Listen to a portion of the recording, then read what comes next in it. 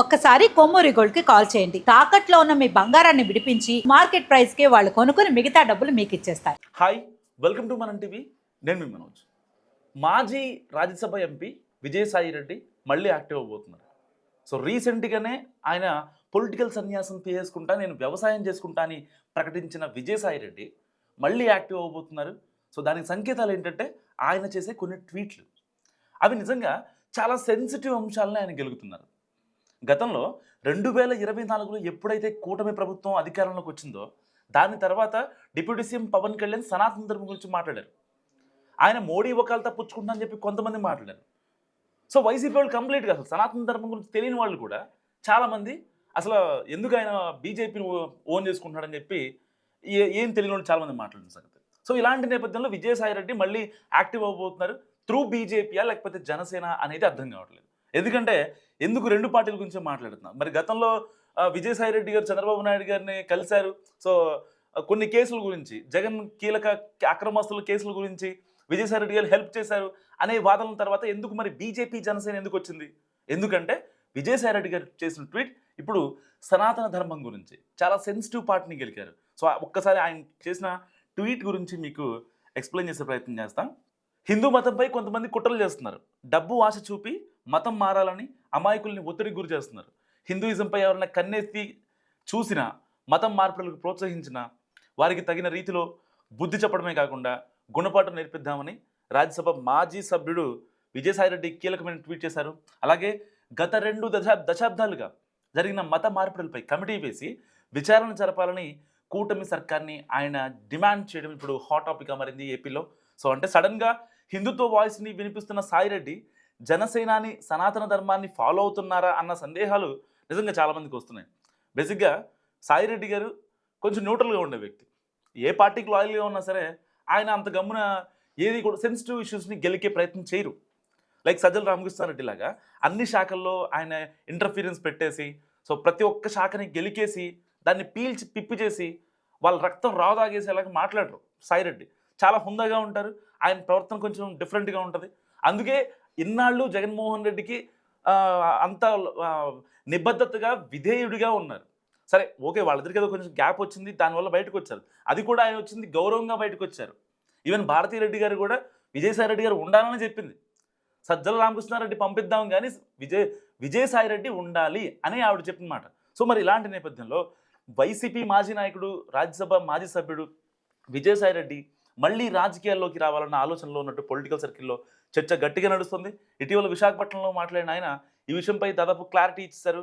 అయితే ఆయన ఏ పార్టీలోకి వెళ్తారు, ఆయన్ని ఎవరు ఆహ్వానిస్తారు అనే విషయాలు మాత్రం ప్రస్తుతం ఆసక్తికరంగా మారుతున్నాయి.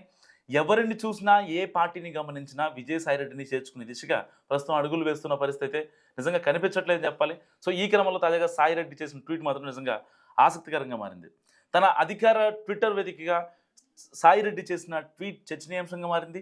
దేశంలో అత్యధికుల మత విశ్వాసాలను కాపాడాల్సిన అవసరం ఉంటుందని విజయసాయి రెడ్డి అభిప్రాయపడ్డారు.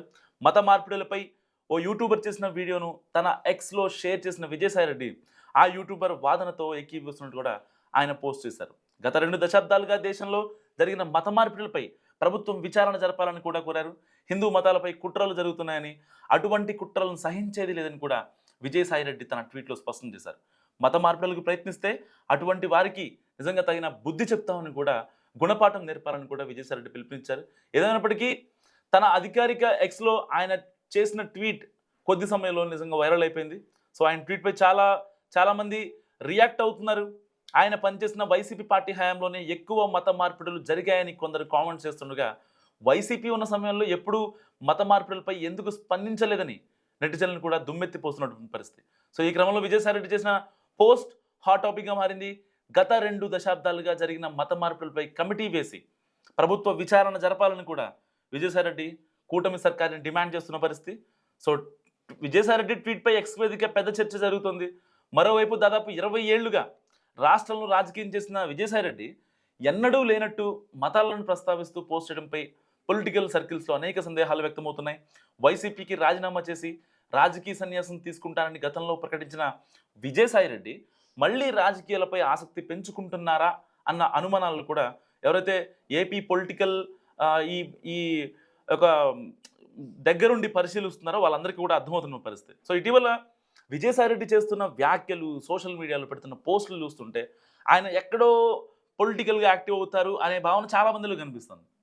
లాస్ట్ టైం పరకామణి కేసు అప్పుడు ఆయన ఏం మాట్లాడలేదు.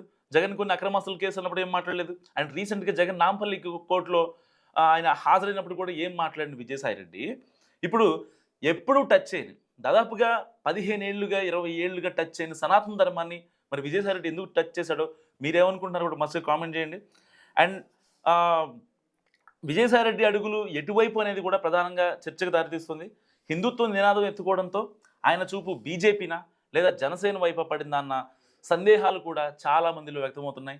మత మార్పిడులను సహించేది లేదని, మత మార్పిడి చేసేవారిని కఠినంగా శిక్షించాలని సాయిరెడ్డి వ్యాఖ్యానించారు. అంతేకాదు హిందూ ధర్మాన్ని పరిరక్షించుకోవాల్సిన అవసరం ప్రతి ఒక్కరిపై ఉందని కూడా ఆయన చెప్పుకొచ్చారు. నిజానికి వైసీపీలో ఉన్నప్పుడు ఈ తరహా వ్యాఖ్యలు ఆయన ఎప్పుడూ చేయలేదు. అంతేకాదు కులాల మతాల గురించి ఆయన పెద్దగా ఎక్కడ కూడా స్పందించిన పరిస్థితి బహిరంగంగా. అంతెందుకు తిరుమల శ్రీవారి లడ్డు విషయం వివాదానికి గురైనప్పుడు కల్తీ జరిగిందన్న విమర్శలు వచ్చినప్పుడు కూడా సాయిరెడ్డి అసలు స్పందించలేదు. ఎందుకంటే చాలా సెన్సిటివ్ టాపిక్ కాబట్టి. సో కానీ ఇప్పుడు అనూహ్యంగా ఆయన హిందూ ధర్మాన్ని కాపాడుకోవాలని, అదేవిధంగా మత మార్పిడులను అరికట్టాలని చెబుతున్నటువంటివి గమనిస్తే మాత్రం ఆయన రాజకీయంగా అటు బీజేపీ లేదా ఇటు జనసేన వైపు మొగ్గు చూసే అవకాశం మాత్రం చాలా క్రిస్టల్ క్లియర్ కనిపిస్తుంది.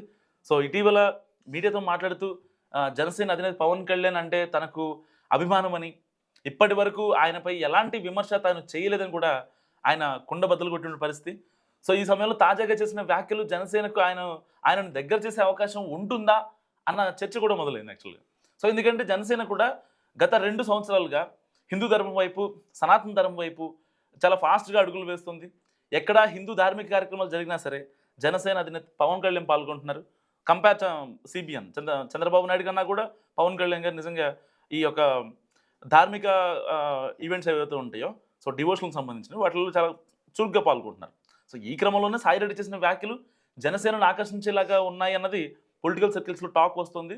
అయితే దీనికి మరో వాదన కూడా వినిపిస్తుంది. ఏంటంటే వైసీపీని పరోక్షంగా ఆయన విమర్శించారని, తద్వారా బీజేపీకి చేరువయ్యే ప్రయత్నం చేస్తున్నారన్న వాదన కూడా కొంతమంది వైసీపీ నాయకుల్లో వినిపిస్తుంది. సో మరి బీజేపీ గురించి ప్రత్యేకంగా సాయిరెడ్డి ఎలాంటి వ్యాఖ్యలు వినిపించాల్సిన అవసరం లేదు. పైగా కేంద్రంలో పెద్దలతో ఆయనకు మంచి సంబంధాలు ఉన్నాయి. దాదాపుగా వైసీపీ పార్టీ ఆవిర్భావం నుంచి కూడా విజయసాయిరెడ్డి ఎంపీగా ఉన్నారు. సో అలాంటి నేపథ్యంలో కేంద్రంతో అమిత్ షా గారితో కావచ్చు, ఇంకా ప్రధాని మోడీ గారితో కావచ్చు, వైసీపీలో ఏ ఎంపీకి, ఏ ఎమ్మెల్యేకి, ఈవెన్ జగన్మోహన్ రెడ్డికి కూడా లేనటువంటి సంబంధాలు కేవలం విజయసాయిరెడ్డి మాత్రమే ఉన్నాయి కేంద్రంతో. ఎవరు వెళ్ళినా పని అయ్యేది కాదు. ఈవెన్ చాలాసార్లు జగన్మోహన్ రెడ్డి గారు ప్రతిపక్ష నేతగా ఉన్నప్పుడు 2014 నుంచి 19 లోపు ఒకవేళ మోడీ గారిని కలవాలన్నా, అమిత్ షా గారిని కలవాలన్నా, ఇంకెవరైనా సెంట్రల్ మినిస్టర్లు ఎవరైనా కలవాలన్నా సరే ఏ ఎంపీ ఎవరు కూడా అసలు ఎవరు చెప్పినా అక్కడ పని అయ్యేది కాదు. ఓన్లీ విజయసాయిరెడ్డి చెప్తేనే అక్కడ పని అయ్యేది. ఇక్కడ హైదరాబాద్ నుంచో లేకపోతే కడప నుంచో జస్ట్ ఒక చిన్న కాల్ చేస్తే, తాడేపల్లి ఆఫీస్ నుంచి చిన్న కాల్ చేస్తే పనులు అయిపోయాయి జగన్మోహన్ రెడ్డి గారు. అందరికి తెలిసిన వాస్తవాలు ఇవన్నీ. సో అలాంటి వ్యక్తి ఏపీ రాజకీయాల్లోని కాదు, దేశ రాజకీయాల్లో కూడా సాయిరెడ్డి ట్వీట్ ఇప్పుడు నిజంగా ఆసక్తికరంగా మారింది. సాయిరెడ్డి కేసుల నుంచి తప్పించుకునే ప్రయత్నంలో ఉన్నారా, లేక కూటమికి ప్రభుత్వానికి దగ్గర అయ్యే ప్రయత్నం చేస్తున్నారా అన్న విషయం చాలామందికి అర్థం కావట్లేదు. సో మొత్తానికి సాయిరెడ్డి రాజకీయంగా రీఎంట్రీకి ముహూర్తం ఫిక్స్ అయినట్లే భావించాలని టాక్ వినిపిస్తుంది. మరి ఏం జరుగుతుంది, ఆయన ఎటువైపు అడుగులు వేస్తారు, ఏ పార్టీ సాయిరెడ్డికి ఆహ్వానం పలుకుతుంది, ఇవన్నీ ఎప్పటికీ ప్రశ్నలే. ఎందుకంటే ఆయన రాజకీయ సన్యాసం చేశానని చెప్పి ఆయనే ప్రకటించారు కాబట్టి. సో మరి భవిష్యత్తులో ఏం జరుగుతుందని చూడాలి. అంతేకాదు సాయిరెడ్డి దేశం కోసం, ధర్మం కోసం, హిందువుల్లో ఉన్న అన్ని సామాజిక వర్గాలు ఒక్కటవ్వాలని విజయసాయిరెడ్డి పిలుపునిచ్చారు. అదే భారతదేశానికి రక్ష, శ్రీరామ రక్ష అని కూడా ఆయన కీలకమైనటువంటి ట్వీట్ చేశారు. సో మొత్తానికి విజయసాయిరెడ్డి చేసిన ట్వీట్ పొలిటికల్ సర్కిల్స్లో హాట్ టాపిక్గా మారింది. సో మరి సనాతన ధర్మం గురించి ఎప్పుడు అసలు టచ్ చేయని ఇష్యూ గురించి, చాలా సెన్సిటివ్ ఇష్యూ గురించి విజయసాయిరెడ్డి, నాకు తెలిసి రెడ్డి కమ్యూనిటీలో సనాతన ధర్మం గురించి మాట్లాడిన ఫస్ట్ వ్యక్తి ఎవరన్నా ఉన్నారా అంటే అంటే జగన్మోహన్ రెడ్డి గారు మాట్లాడారు, వేరే విషయం, అందరూ తెలిసిన విషయమే. కానీ కంపేర్ జగన్మోహన్ రెడ్డి లైక్ సజ్జల రామకృష్ణారెడ్డి ఇంకోళ్ళు కావచ్చు, సో ఎవ్వరు కూడా సనాతన ధర్మం గురించి మాట్లాడరు. సో ఫస్ట్ టైం విజయసాయిరెడ్డి మాట్లాడారు. మరి అడుగులు ఎటు ఉంటాయి, బీజేపీ వైపా, జనసేన వైపా? సో మీరేమనుకుంటున్నారు? మస్ట్ కామెంట్ చేయండి. చూస్తూనే ఉండండి మన టీవీ.